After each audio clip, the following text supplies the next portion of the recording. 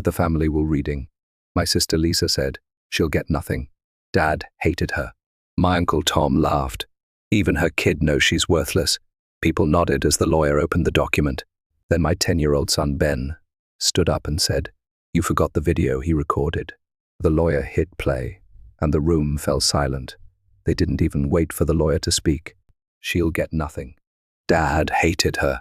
That's what my sister Lisa said the moment I stepped into the room.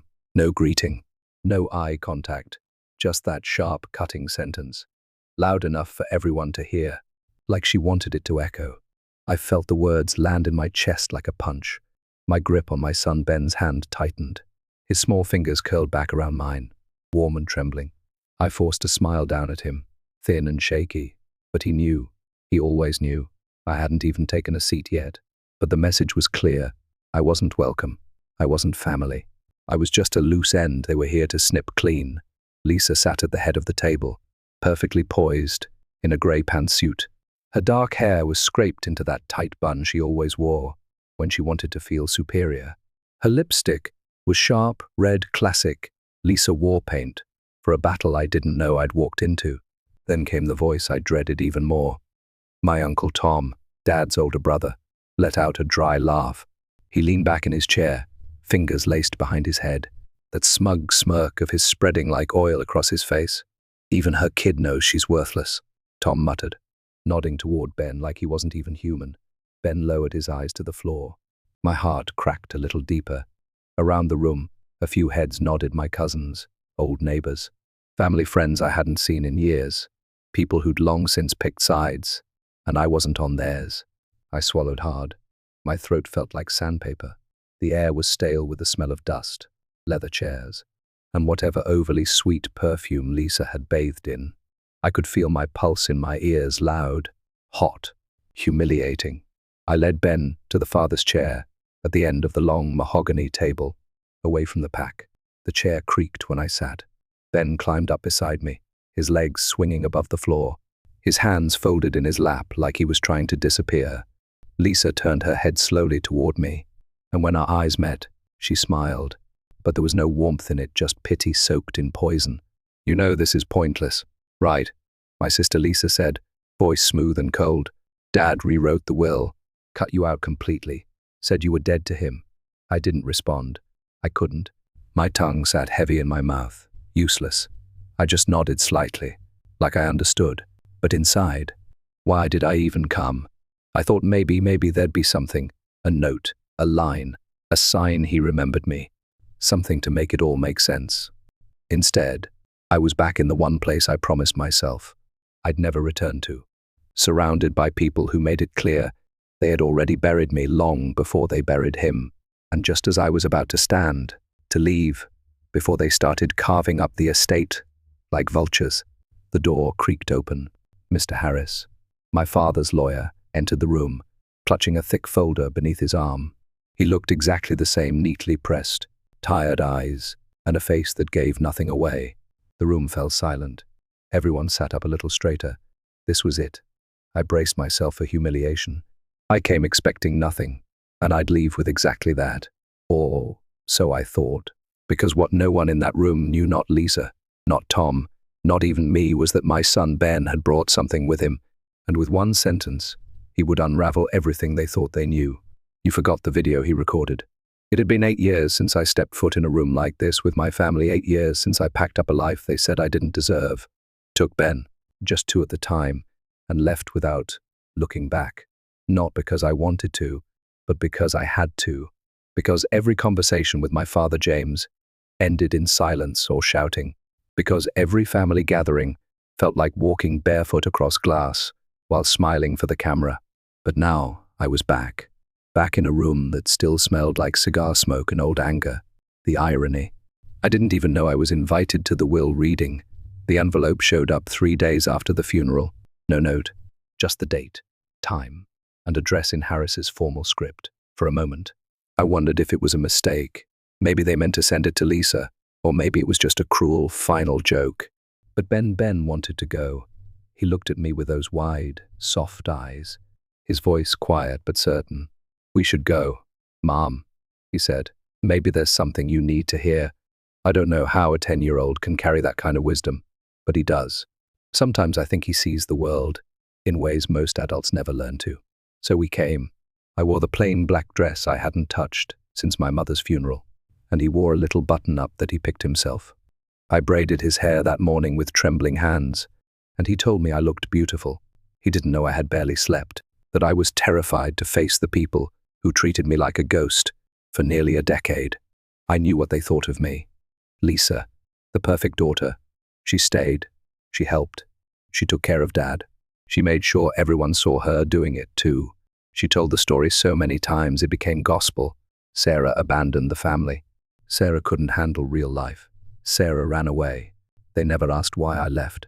They didn't know or didn't care that Dad stopped speaking to me after I refused to stay in a marriage that was tearing me apart. That when I showed up on his porch with Ben in a suitcase, he shut the door without saying a word. That the one person who was supposed to protect me from the world had become another war. I had to break through. Uncle Tom didn't help. He was Dad's echo, always repeating the same bitter phrases. Family doesn't quit. Blood is loyalty. Don't come back crying. And Lisa, she soaked it all up and turned it into a script she could weaponize. So I stopped trying. I built a quiet life for Ben and me. We didn't have much, but we had peace and love and laughter. Still, part of me held on to the smallest, most fragile hope that maybe, in the end, Dad had seen something, regretted something, left something behind. Maybe that's why I opened the envelope, why I showed up. But now, sitting in that room surrounded by hard eyes and smug smiles, I felt foolish for hoping. Ben hadn't said a word since we sat down. He sat straight, hands in his lap, eyes scanning the room like he was studying each face. His calm unnerved me a little, like he was waiting for something. And then Mr. Harris cleared his throat and opened the folder. I leaned back in my chair and whispered to myself, just get through this. Don't let them see you break. But Ben, he was sitting on something bigger than grief. And before this was over, he'd prove he was the only one in the room, truly listening to my father. Mr. Harris cleared his throat again, the way lawyers do when they want the room's attention, without actually asking for it. He adjusted his glasses, flipped open the folder, and began reading the will like it was just another Tuesday. I barely heard the first few lines, generic legal stuff, estate definitions, odd executive declarations. My mind was spinning, not with what he was saying, but with what I knew was coming. He wouldn't say my name. I was sure of it. Still, every time he paused to turn a page, I held my breath, like maybe, just maybe, the next words would be different. Maybe he'd surprise me. But no, it was all the usual suspects. To my daughter Lisa, I leave the primary residence and all its contents. Lisa's face didn't move, but I could feel her satisfaction, like perfume wafting across the table. She glanced sideways at her husband Mark, who gave her a smug little nod, like they were already planning renovations. To my brother Tom, the lake property and all remaining shares in the family business. Tom leaned back further in his chair, arms folded, chin high, like a king, surveying his newly acquired kingdom. I watched him slide the cigar back between his teeth and bite down gently, like he'd already won something. To Peter, my nephew, the vintage car collection. Peter, the cousin who once locked me out of my own room at age 9 just to watch me cry. That Peter. I bit the inside of my cheek to keep my face from cracking. I could feel the tears gathering behind my eyes, hot and sharp, but I didn't let them fall. Still no mention of me, not even a footnote. Then came the line I'd been dreading, and as previously declared, my daughter Sarah will not receive a portion of this estate. There it was, simple, final. Like a closing door, I felt like I'd been punched in the chest. Ben's fingers slipped into mine under the table. I hadn't even realized my hands were clenched in my lap. His touch brought me back, anchored me before I drifted too far. I could feel my heartbeat behind my eyes. My skin burned. And then came the whispers, low but intentional. Lisa let out the softest scoff. Told you, she muttered to Mark. Uncle Tom shook his head, like it was all so predictable. Takes a certain kind of person to walk away from her own father, he said, louder than he needed to. The others, the cousins, the so-called family friends, didn't say much, but their silence was just as loud. I stared down at the wood grain on the table. The lines twisted and spiraled, almost hypnotic. It was easier to look at that than their faces. I could hear my own voice inside my head, flat and hollow. Why did I come? Why did I think he'd remember me? But then Ben moved. He let go of my hand and sat up straighter. I felt the shift before I saw it. His voice cut through the tension like a tiny blade, soft but unshakable. You forgot the video he recorded. The room froze. Lisa blinked. Tom turned. Mr. Harris paused. Pen still hovering over the page. I turned to Ben, confusion flooding my brain. What video?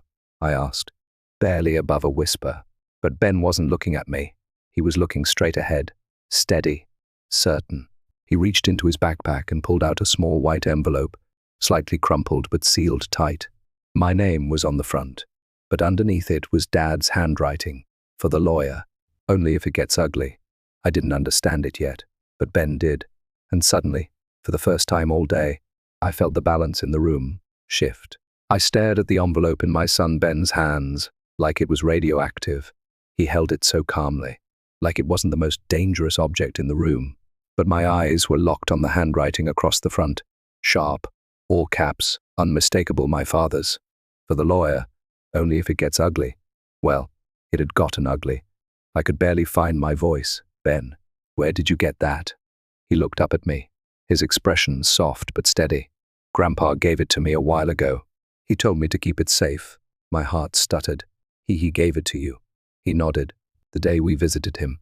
Just me and him. You were at work. I blinked hard, trying to pull memory into focus. I remembered that day.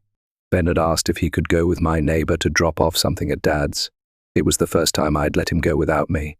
I had no idea they even spoke. Now Mr. Harris reached across the table. May I? He asked gently. And Ben handed the envelope over without hesitation. The entire room leaned in. Lisa was squinting, like she couldn't make sense of it. Tom shifted in his seat, no longer slouched. For once, nobody had anything to say. The envelope made a quiet tearing sound as Harris opened it. Inside was a USB drive, small, black, ordinary, but my pulse kicked like it was a grenade. Harris furrowed his brow and pulled a note from the envelope too, another page in my father's handwriting. His eyes scanned it, and for the first time since he walked into the room, his composure cracked, just slightly. But I saw it. He didn't speak right away. He just nodded slowly, like something unspoken had been confirmed. Everyone, Harris said, his voice quieter now. There is a video message from James Thomas, recorded before the final version of this will. It was sealed with instructions to be played only if this situation became contentious. His eyes flicked to Lisa, then Tom. They both shifted in their chairs. Lisa scoffed. This is ridiculous. He didn't say anything about a video. Uncle Tom leaned forward, voice harder now. We don't know what's even on that thing. Could be fake. Harris raised a hand. It's time-stamped, authenticated. I recognize the handwriting and signature, and per his instructions, I'm legally bound to play it. He plugged the USB into a sleek black laptop sitting on the desk beside him. The screen flickered to life, the logo dissolving into a black frame with a single word, play. The air in the room changed. No one spoke. No one moved. I could feel my heartbeat in my fingertips. I gripped the arms of my chair, like they might keep me from floating off into some other world. My breathing was shallow, shaky. Why would Dad leave a video? Why to Ben? What could he possibly want to say now, after everything? Ben didn't look nervous. He just sat still, eyes on the screen, like he already knew what was coming. Lisa looked pale now. Her lips were pressed into a tight line. Tom had stopped chewing his cigar. I wanted to run. I wanted to cry. I wanted to scream. But mostly, I wanted to know. Harris hit the spacebar. The screen went black for half a second, then flickered. And suddenly, there he was, my father. Older, thinner, sitting at his desk, wearing that navy sweater I bought him for his last birthday, the one I didn't know he'd ever worn. His hands were folded, his expression not cold, just tired. He looked straight into the camera, and then he started to speak. I didn't breathe, not when the screen lit up, not when I saw his face, not when I heard the first two words leave his mouth. Hi, Sarah. He looked older than I remembered. His skin had thinned. His once proud posture had softened, but it was still my father, James Thomas, sitting at that worn oak desk with the antique glow behind him, just like when we were kids. Only this time, His expression wasn't stern or distant. It was human. "If you're watching this," he continued, "I'm gone, and I'm guessing things didn't go well at the reading." His hands were clasped in front of him, fingers twitching slightly, a small, nervous habit. I had too. I didn't expect peace between you and the family. I know what they think of you. Hell, I know what I said about you. He looked down, swallowed, and I was wrong. My breath caught in my throat. My nails dug into the armrest of my chair. Ben glanced up at me, but I couldn't look away. I believed what Lisa told me. I believed Tom. I believed that you left because you didn't care. I didn't ask questions. I didn't listen to you. Not once. You tried. And I shut the door in your face on you and Ben. I heard Lisa shift in her chair, sharp and uncomfortable. I didn't look at her. I couldn't. Dad's voice cracked, just barely. I thought being strong meant being proud, that if you walked away, it was betrayal. But strength is showing up. It's protecting your child. And you did that. You did what I couldn't. His eyes glistened. My own vision blurred. I met Ben one day when he stopped by. Just the two of us. That kid, he didn't say much. But when I asked him about you, he just said, "My mom is the safest place in the world." My hand flew to my mouth. I lost you, Sarah. I see that now. I lost my daughter because I couldn't stop being right long enough to love you the way you needed. But I won't let my last act be pushing you away again. He cleared his throat and looked straight into the camera, steady. So I changed the will. There was a collective gasp in the room. Someone's chair creaked, Tom's maybe. Lisa muttered something under her breath, but I couldn't hear it. I could barely hear anything but the sound of my father's voice. "I've left the house to you and Ben the savings, the retirement fund. It's yours, and a college trust for Ben. I know it doesn't fix what I broke, but I want you to have the peace I couldn't give you when I was alive." He paused, then leaned slightly closer to the camera. "And if they're angry, let them be angry. You earned this. You lived through all of it and never stopped being a mother. That's more than I ever managed." A lump formed in my throat so big I could barely breathe. "I'm proud of you, and I love you, Sarah. Always did. I just didn't know how to show it." And then, just before the video faded to black, he added quietly, "Take care of my grandson. Tell him thank you." The screen went dark. No music. No transition. Just silence. Pure, still, holy silence. Around me, chairs squeaked. Someone sniffed. But I didn't move. I sat there, hand over my mouth, tears slipping down my cheeks, feeling like something I didn't even know I was carrying had finally been lifted. After all the years of noise, of blame, of exile, of silence, he heard me. He finally heard me. And in the quiet that followed, no one could take that away. No one spoke when the screen went black, not Lisa, not Tom, not the cousins or the family friends who once smiled politely while ignoring the weight I carried. Even Mr. Harris sat still, his hand frozen above the mouse, as if stopping the video had also stopped time. And maybe, in a way, it had. I don't know how long I sat there. My hand was still over my mouth. My cheeks were wet, but I hadn't noticed the tears falling until I felt Ben's hands slip into mine again. He wasn't crying. He just looked up at me with this small, knowing smile, like he'd been waiting the whole time for the truth to finally find a voice. I leaned down and kissed the top of his head. My heart ached with something too big for words: love, relief, grief, all knotted together. Across the room, Lisa stood abruptly. Her chair screeched against the floor. She picked up her bag with shaking hands and walked out without a word. Her husband trailed behind, red in the face, mumbling something under his breath. Tom stayed seated longer, jaw clenched, eyes fixed on nothing. When he finally stood, he looked at Harris like he wanted to argue. But even he knew there was nothing to fight. My father had spoken. His truth was now unignorable. The others followed, one by one. Some couldn't meet my eyes. A few offered quiet nods, pity, or maybe respect. I couldn't tell. Soon, it was just the three of us left. Harris gently closed the folder and cleared his throat. "There will be some paperwork," he said, voice softer than before. "But everything's in order." I nodded. I didn't know what to say. What could I say? He gave a small smile, genuine, and left us alone in the room. The silence that followed wasn't the same kind I had grown used to. This silence was peaceful, whole, like something had finally settled into place. I looked at Ben. still holding my hand, still looking at me like I was the strongest person in the world. And maybe, in his eyes, I was. But he was the one who saved me, who carried that envelope like it was just a piece of paper, not the truth that would rewrite everything. We stayed a little longer. I don't know why. Maybe I just needed time to breathe.